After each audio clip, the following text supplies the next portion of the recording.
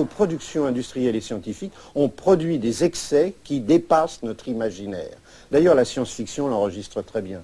La science-fiction, depuis quelques années, est, on peut dire, en panne. Elle est morte. Elle n'invente plus de réelle fiction. Elle ne fait que se répéter.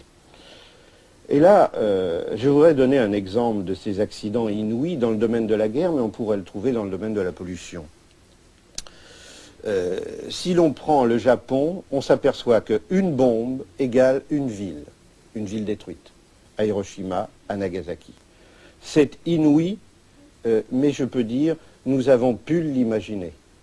Nous avons encore pu l'imaginer, parce que des villes avaient été détruites à Dresde ou à Hambourg ou à Coventry, ou à Nantes où j'habitais, par des bombardements. En un seul bombardement, la ville avait été rasée avec des milliers de bombes, évidemment.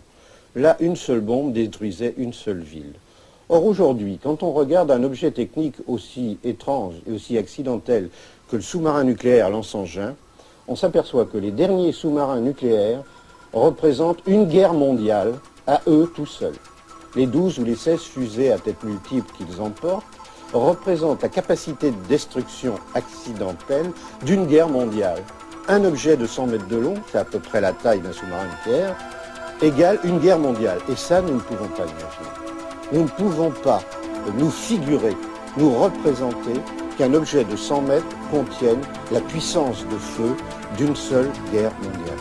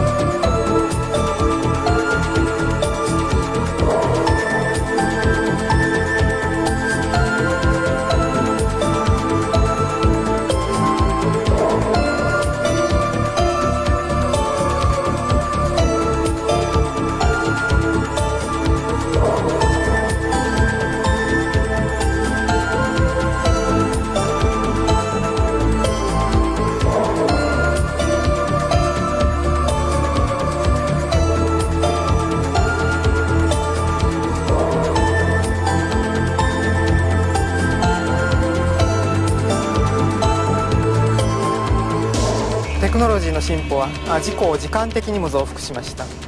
例えば原子力の問題、原子力エネルギーで石油の代わりになるならないというのは数十年単位の問題なのに、一旦大規模な原発事故が起こった場合、その放射能汚染の影響は100年、場合によっては1000年単位の問題とさえ言われている。しかもそれがほんの一瞬のシステムの暴走によって生ずるというわけです。もちろんここでテクノロジーの進歩を止めて自然に帰れというだけでは何の解決にもなりません。我々は現に高度のテクノロジーに支えられて生活しているのであって、そういう現実から出発しない議論、これは宗教的なノスタルジーと実のところそんなに変わるところがないというべきでしょう。と言って例えば放射性廃棄物を1000年単位で保存することができるし、その間には何か適当な処理技術が見つかるだろうといういわゆる推進派の議論、これも本当に科学的と言えるだろうか。判断保留のままそういう遠い未来の可能性に頼って具体的な解決を先へ先へ延期していくというのは、これまた真の技術の思考というより宗教の思考に近いというべきかもしれません。